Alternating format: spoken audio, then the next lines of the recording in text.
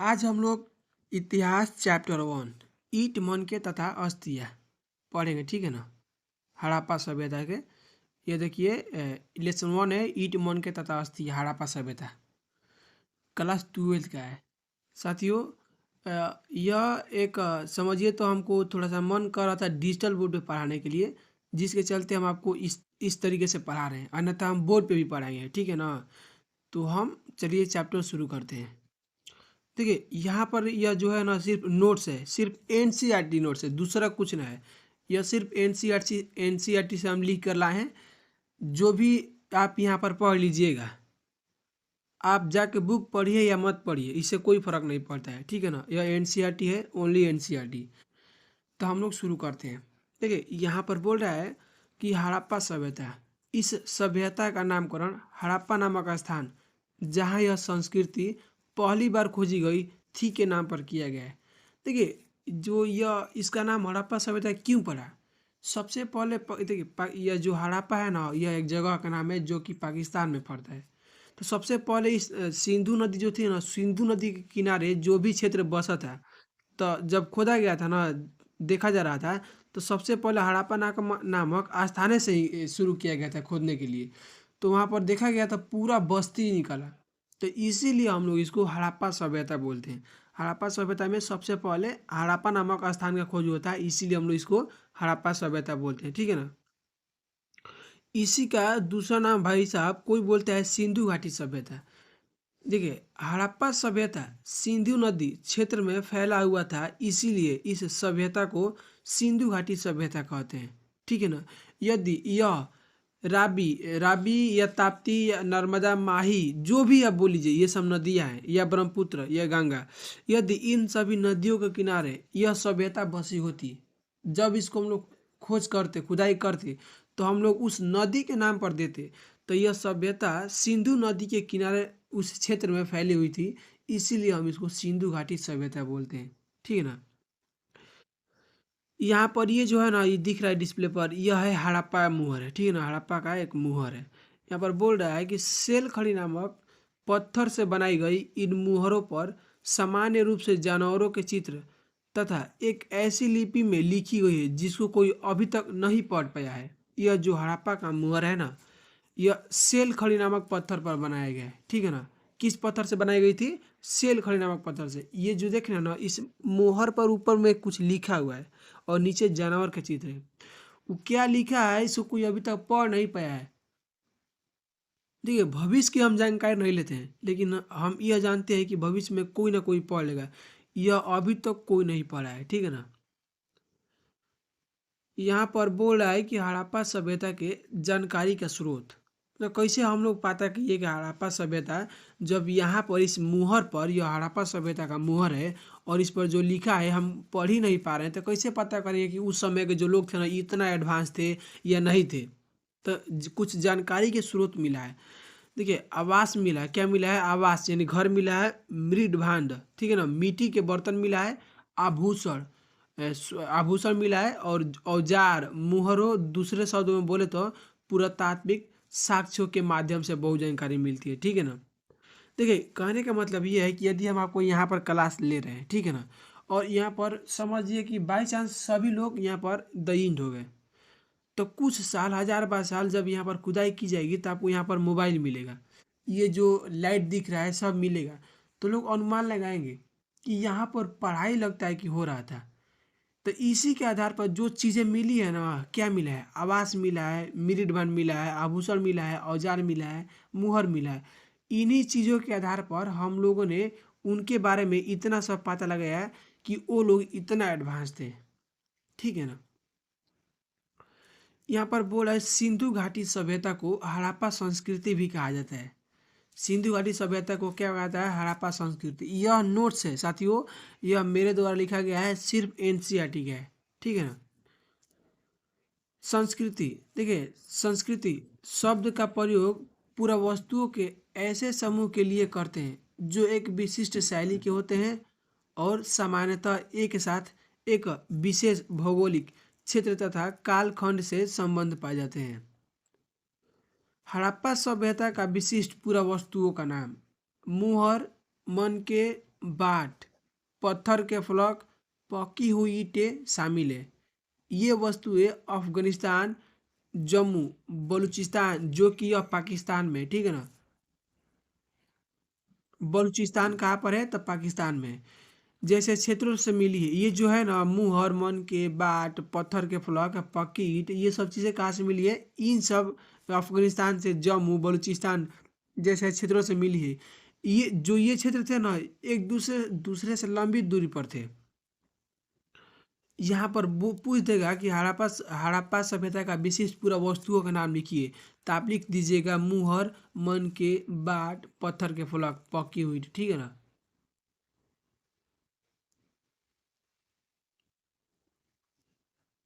साथियों यहाँ पर बोला कि हड़प्पा सभ्यता का काल लगभग 2600 से 1900 ईसा पूर्व के बीच निर्धारित किया गया है। देखिए, यह जो डेट दिया है ना, यह सिर्फ हमारे एनसीईआरटी बुक में लिखा हुआ है, ठीक है ना। हमारे एनसीईआरटी बुक में 2600 से 1900 लिखा है। यदि आप दूसरा बुक पढ़ रहे हैं या कहीं पर आप पढ़े होंगे तो वहाँ पर दूसरा लिखा हुआ, लेकिन हमको उस दूसरा बुक से मतलब ना है। हमको मतलब क्या है? तो भाई साहब हमारे एनसीईआरटी से मतलब है। हमको मतलब है कि हमारे परीक्षा में नंबर आना चाहिए। ये बताइए, यही प्रश्न दे देगा कि हड़प्पा सभ्यता का काल कितना था, तो आपके बुक में 2600 से 1900 ईसा पूर्व दिया है और दूसरा बुक में दूसरा दिया है, तो आप यह मारिएगा कि वो मारिएगा। यदि आप यह मारिएगा तो आपका 100% सही होगा। यदि आप वो मारिएगा तो उसका हम गारंटी नहीं लेते हैं, वो गलती भी हो सकता है। क्योंकि जो हमारी बोर्ड है ये इसी बुक से, एनसीईआरटी बुक से ही नोट परीक्षा में क्वेश्चन तैयार करती है, ठीक है ना। तो आप जब भी पढ़िएगा तो एनसीईआरटी पढ़िएगा, दूसरों की बात नहीं सुनना है यहाँ पर। हमको नंबर चाहिए, ठीक है ना। आरंभिक हड़प्पा। देखिए, हड़प्पा सभ्यता से पहले के काल को कहते हैं आरंभिक हड़प्पा, और परवर्ती हड़प्पा, हड़प्पा सभ्यता के बाद के काल को परवर्ती हड़प्पा कहते हैं। देखिए, आरंभिक और परवर्ती, जिस तरह से देखिए जो ये जो है ना हड़प्पा सभ्यता, हम लोग इसको आगे आएगा कि हड़प्पा सभ्यता, विकसित हड़प्पा सभ्यता भी कहते हैं। आरंभ विकसित हड़प्पा सभ्यता से पहले आरंभिक हड़प्पा थी, और विकसित हड़प्पा सभ्यता के बाद परवर्ती हड़प्पा थी, ठीक है ना। यहाँ पर लिख रहा है कि हड़प्पा सभ्यता से पहले के काल को आरंभिक हड़प्पा कहा जाता है, और हड़प्पा सभ्यता के बाद के काल को परवर्ती हड़प्पा कहा जाता है। भाई साहब देखिए, यहाँ पर कहने का मतलब यह है, देखिए आज जो है, आज जो फिलहाल में चल रहा है, तो हम इसको बोल रहे हैं, इसको समझिए ना, यह हड़प्पा विकसित हड़प्पा सभ्यता है, ठीक है ना। आज जो चल रहा है इसको समझिए तो यह विकसित हड़प्पा सभ्यता है। और इससे पहले भी तो कुछ था जो चल रहा था, तो उसको हम लोग क्या बोलेंगे? वो आरंभिक हड़प्पा। और जो आज चल रहा है इसके बाद भी चलेगा तो उसको हम लोग क्या बोलेंगे? परवर्ती हड़प्पा, ठीक है ना। यहाँ पर चोलिस्तान बोला है। देखिए, थार रेगिस्तान से लगा हुआ पाकिस्तान का रेगिस्तानी क्षेत्र को चोलिस्तान कहते हैं। देखिए, ये जो हमारे राजस्थान है ना, तो वहाँ पर रेगिस्तान जो है ना, ठीक, तो उसका क्षेत्र जो है ना कुछ बटा के चला गया है पाकिस्तान में। तो जो पाकिस्तान में चला गया ना थार मरुस्थल का भाग, तो पाकिस्तान वाले ना उसको चोलिस्तान बोलते हैं, ठीक है ना। यहाँ पर बोल रहा है कि आरंभिक हड़प्पा संस्कृति,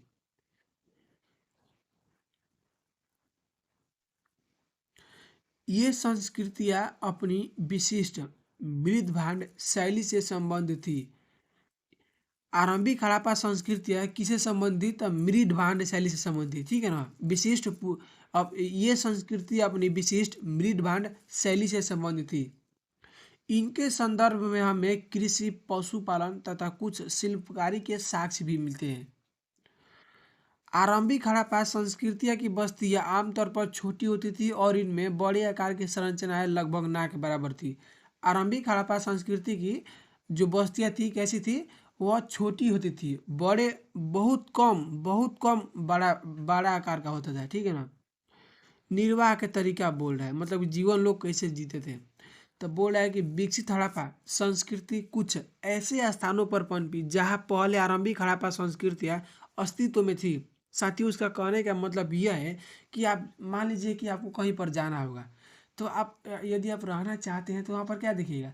आप देखिएगा कि यहाँ पर हमको पहले पानी के सुविधा हो अच्छा से मिल जाए, खाना का सुविधा अच्छा से मिल जाए, तो आप वहाँ पर रह सकते हैं। तो साथियों, पहले से जब आरंभिक हड़प्पा थी और उसके बाद विकसित हड़प्पा आई तो कहाँ पर आएगी, वहीं पर आएगी ना जहाँ पर इसका साधन मिलेगा। तो इसीलिए यहाँ पर बोल रहा है कि विकसित हड़प्पा संस्कृति कुछ ऐसे स्थानों पर पनपी जहाँ पहले से आरंभिक हड़प्पा संस्कृतियाँ अस्तित्व में थी। ठीक है ना। ये बोल रहा है कि हड़प्पा सभ्यता के निवासी कई प्रकार के पेड़ पौधे से उत्पाद और जानवरों के जिनमें मछली भी शामिल है से प्राप्त भोजन करते थे। हड़प्पा सभ्यता के निवासी विभिन्न विभिन्न प्रकार के पौधे से अपना भोजन और जानवरों से भोजन प्राप्त करते थे। ठीक है ना। और देखिए मछली के साक्ष्य मिला है। ठीक है ना। मछली भी शामिल है वहाँ पर, आगे आपको दिखेगा, आगे जैसे आएगा तो ये बोले पूरा वनस्पतिज्ञ जो प्राचीन वनस्पति के अध्ययन के विशेषज्ञ होते हैं उन्हें हम लोग क्या बोलते हैं, पूरा वनस्पतिज्ञ बोलते हैं। बोल रहा है कि हड़प्पा स्थल से मिले अनाज के दानों में गेहूं, जौ, दाल, सफ़ेद तिल इत्यादि है। हड़प्पा स्थल से मिले अनाज के दानों में क्या क्या है, गेहूं, जौ, दाल, सफ़ेद चना, तिल शामिल है। ठीक है ना। बाजरे का दाना भी मिला है लेकिन वह गुजरात के स्थलों से प्राप्त हुए थे। ठीक है ना। हड़प्पा सभ्यता में अनाज के दाने कौन कौन थे, तो गेहूं था, जौ था, दाल था, सफ़ेद चना, तिल और बाजरे का दाना जो कि गुजरात के स्थलों से प्राप्त हुआ था। चावल के दाने अपेक्षाकृत कम पाए गए हैं। चावल के दाने जो है ना बहुत कम पाए गए हैं।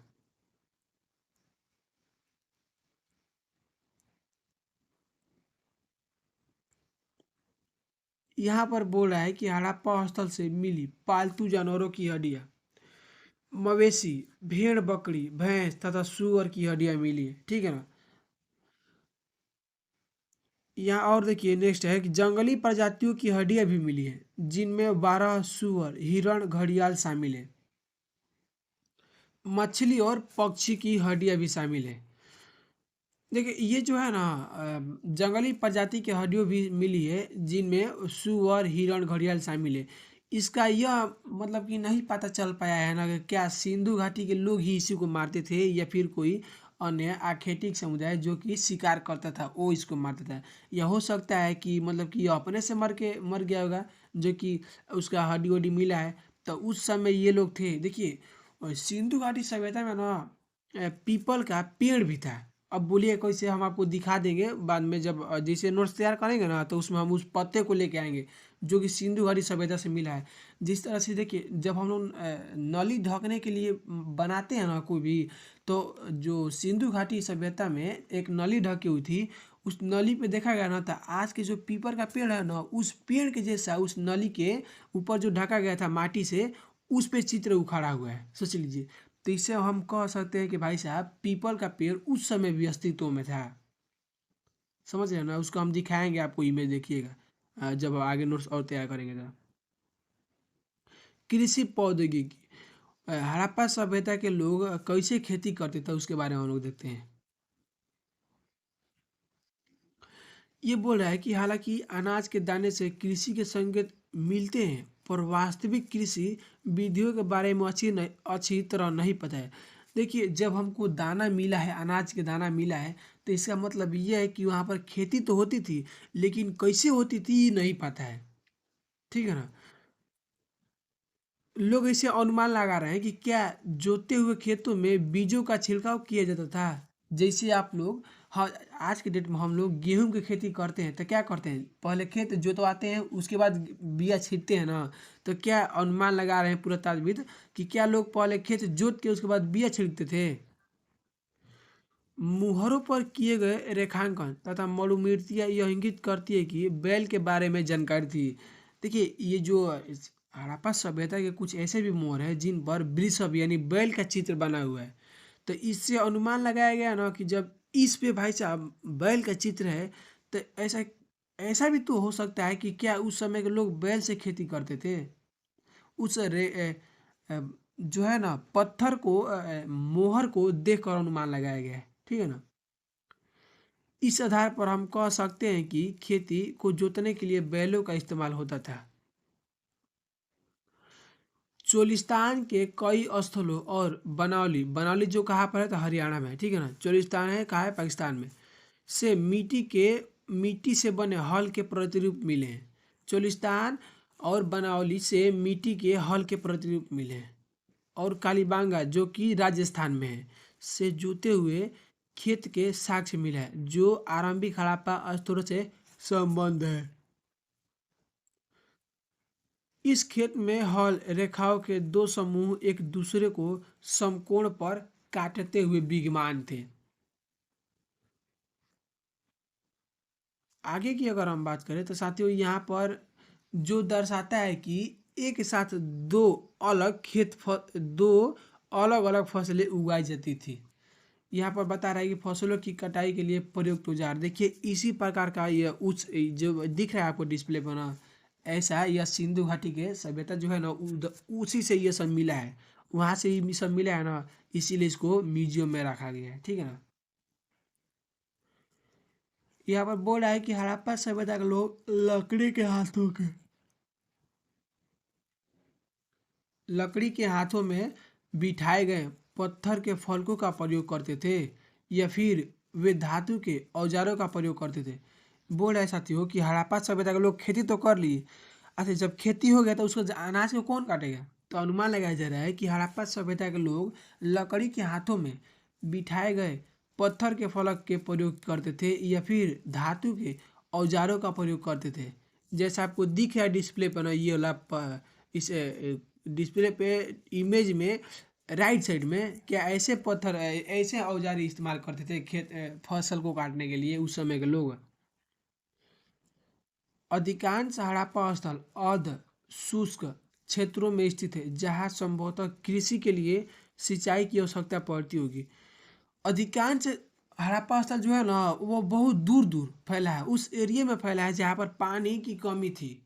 तो इसके लिए जाहिर है कि भाई साहब कि पानी की व्यवस्था के लिए जरूरत पड़ती थी तो कैसे आता था। अफगानिस्तान में सुर्तधोई नामक हड़प्पा स्थल से नहरों के कुछ अवशेष मिले हैं। अफगानिस्तान में सुर्तधोई नामक जगह है, कहाँ पर है तो अफगानिस्तान में।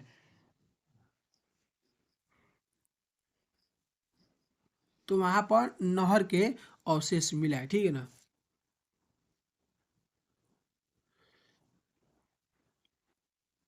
परंतु अवशेष मिले परंतु पंजाब और सिंध, देखिए पंजाब और सिंध में नहीं ऐसा संभव है। ये जो है ना अफगानिस्तान के सुतधुई में नामक में तो नहर के तो साक्ष्य मिला ही है, लेकिन पंजाब और सिंध में नहीं मिला है। ठीक है ना। संभव है कि प्राचीन नहरें बहुत पहले ही गाद से भर गई थी। ऐसा मान रहे हैं लोग पुरातात्विद कि जो उस समय के प्राचीन नहरें थी ना वह मिट्टी से भर गई थी। ठीक है ना। ऐसा भी हो सकता है कि कुओं से प्राप्त पानी का प्रयोग सिंचाई के लिए किया जाता हो। चाहे यदि नहर ना होगी तो ऐसा भी तो हो सकता है कि खेती करने के लिए कुआं का पानी की जरूरत किया जाता जाता था जाता होगा। ठीक है ना।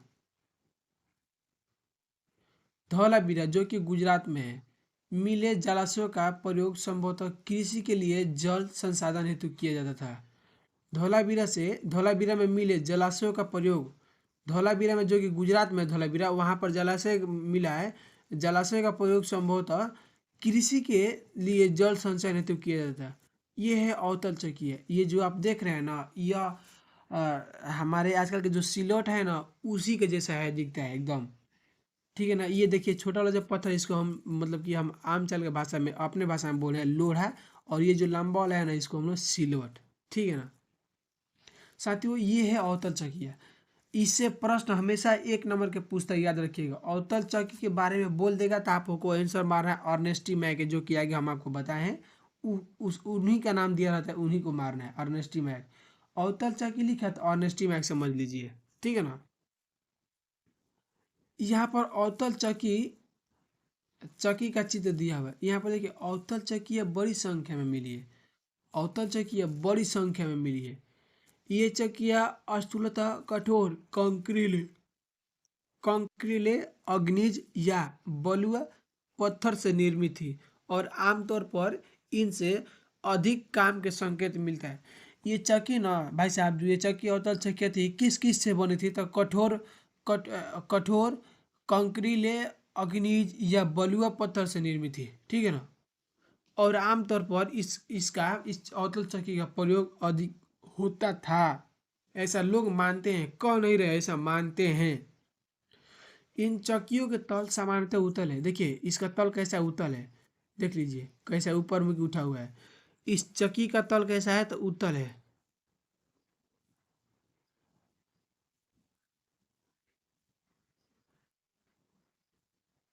इन चक्कियों का तल सामान्यतः उत्तल है। निश्चित रूप से इन्हें जमीन में या मिट्टी में जमा कर रखा जाता होगा, जिससे इन्हें हिलाने से रोका जा सके। जैसे हम लोग आज के डेट में सीलौट का इस्तेमाल करते हैं ना, तो समझ लीजिए उस समय भी लोग ऐसे ही सीलौट का प्रयोग करते थे। ठीक है ना, आज हम लोग इसको अवतल चक्की बोलते हैं। इससे हमेशा प्रश्न एक पूछता है, जो कि अर्नेस्ट मैक होगा। ठीक है ना, यहाँ पर देखिए चकिया दो प्रकार की मिली है। चकिया जो अवतल चक्की दिख रहे हैं ना आपको ना, ये दो प्रकार की मिली है। एक तो अवतल चक्की है और दूसरा आपको बताएगा आगे। वे जिन पर एक दूसरा छोटा पत्थर आगे पीछे चलाया जाता था, जिससे निचला पत्थर खोखला हो गया था। जिस तरह से आप सिलौट पे मसाला पीसते हैं ना, उसी तरह से क्या बोलते हैं, छोटा पत्थर आगे पीछे चलाया जाता था, जिससे निचला पत्थर का खोखला हो गया था। ठीक है ना, समझिए ना, जो आजकल हम लोग घर में सिलौट इस्तेमाल करते हैं ना, उस समय के लोग यही इस्तेमाल करते थे। और उसको मिट्टी में गाड़ के रख देते हैं, क्योंकि वो हिलेगा नहीं। क्योंकि देखिए उसका आकार जो है ना अवतल टाइप का है। पर दूसरा चकिया दो प्रकार की होती है ना, तो पहले का तो बता दिया आपको। ये दूसरा कैसी होती है, दूसरे वे हैं जिनका प्रयोग संभवतः केवल सालन या तरी बनाने के लिए, जड़ी बूटियों तथा मसालों को कूटने के लिए किया जाता था। साथियों दूसरे प्रकार की जो चक्कियाँ थी ना, हैं, वो मेन अगर आप बात करें ना, तो वो मेन जो था ना, मेन फेमस तर त्योहार के समय वो काम करती थी। ठीक है ना, दूसरे का चक्किया का लोग काम करते थे। अन्यथा प्रतिदिन इसी इसी अवतले चक्की का प्रयोग होता था। ठीक, अभी हम डायरेक्ट नहीं करेंगे होता था नहीं, ऐसा लोग मान रहे हैं।